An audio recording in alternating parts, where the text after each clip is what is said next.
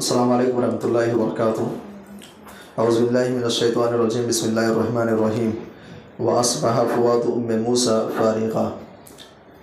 معزز سامعین کرام، قرآنی واقعات میں سے جس واقعے کے بارے میں بات کریں گے وہ واقعہ ہے موسیٰ علیہ السلام فرعون کے محل میں۔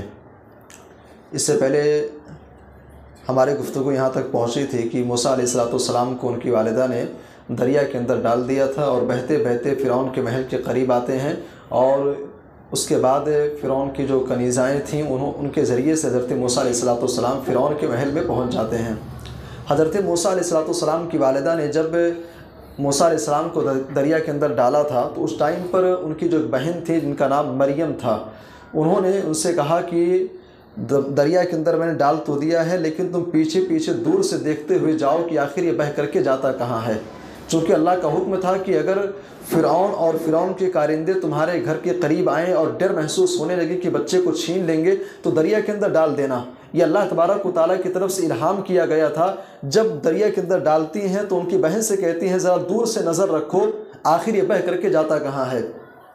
اس کے بعد پھر حضرت موسیٰ علیہ السلام کی جو بہن تھی مریم، وہ پیچھے پیچھے آتی ہیں، جب دیکھتی ہیں کہ میرے بھائی کو اٹھا کر کے فرعون کے محل میں لے جایا گیا ہے، فرعون کے دربار میں وہ بھی جاتی ہیں۔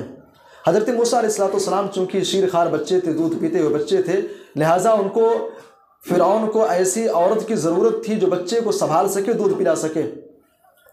فرعون نے اعلان کروا دیا کہ جتنی بھی دائیاں ہیں سب کو اکٹھا کیا جائے، دودھ پلانے والی جو بھی خواتین تھیں، جو بھی عورتیں تھیں، سب کو اکٹھا کیا گیا۔ لیکن معاملہ یہ تھا کہ قرآن حکیم کہتا ہے وَحَرَّمْنَا عَلَيْهِ الْمَرَاضِعَ مِن قَبْلُ فَقَالَتْ هَلْ أَدُلُّكُمْ عَلَىٰ أَهْلِ بَيْتٍ يَكْفُلُونَهُ۔ اللہ تبارک و تعالیٰ نے حضرت موسیٰ علیہ السلام کے لیے کسی اور کے دودھ کو حرام کر دیا تھا۔ بہت ساری دائیاں آئی دودھ پلانا چاہی کہ حضرت موسیٰ علیہ السلام خاموش ہو جائیں، لیکن حضرت موسیٰ علیہ السلام چلاتے رہے، چیختے رہے، بلکہ امام بغوی رحمہ اللہ کہتے ہیں کہ تقریباً 8 دن گزر گئے تھے، حضرت موسیٰ علیہ السلام نے کسی عورت کا دودھ پیا ہی نہیں۔ وہیں پر ان کی بہن بھی موجود تھیں، مریم بنت عمران، انہوں نے کہا هل ادلکم علی اہل بیت، کیا میں تمہاری رہنمائی کسی ایسے گھرانے کے بارے میں نہ کروں یکفلونہ، جو اس بچے کی کفالت کریں گے۔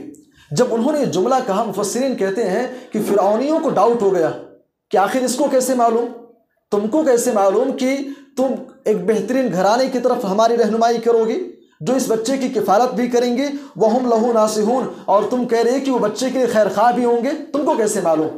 فرعونیوں نے اس مریم جو کہ حضرت موسیٰ علیہ السلام کی بہن تھی ان کو پکڑ لیا۔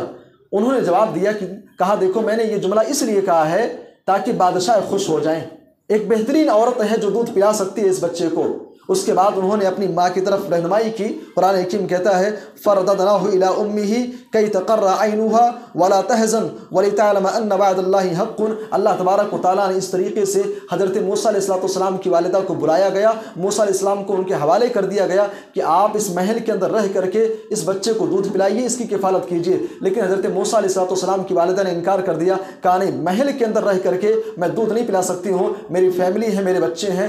بہرحال حافظ صلاح الدین یوسف رحمہ اللہ کہتے ہیں کہ حضرت موسیٰ علیہ السلام کو ان کی ماں کے حوالے کر دیا گیا کہ آپ ان کو لے جائیے، لے جا کر کے اپنے گھر کے اندر کفالت کیجیے، جو بھی خرچہ آئے گا خزانے سے آپ کو دیا جائے گا۔ بہرحال اس طریقے سے حضرت موسیٰ علیہ السلام جو ہے فرعونی خزانے سے حضرت موسیٰ علیہ السلام کی پرورش ہونے لگی اور ان کی ماں کے گھر کے اندر پرورش ہونے لگی۔ قرآن حکیم کہتا ہے وَلَمَّا بَلَغَ أَشُدَّهُ، یہاں تک کہ حضرت موسیٰ علیہ السلام جو ہے جوانی کی عمر کو پہنچ گئے۔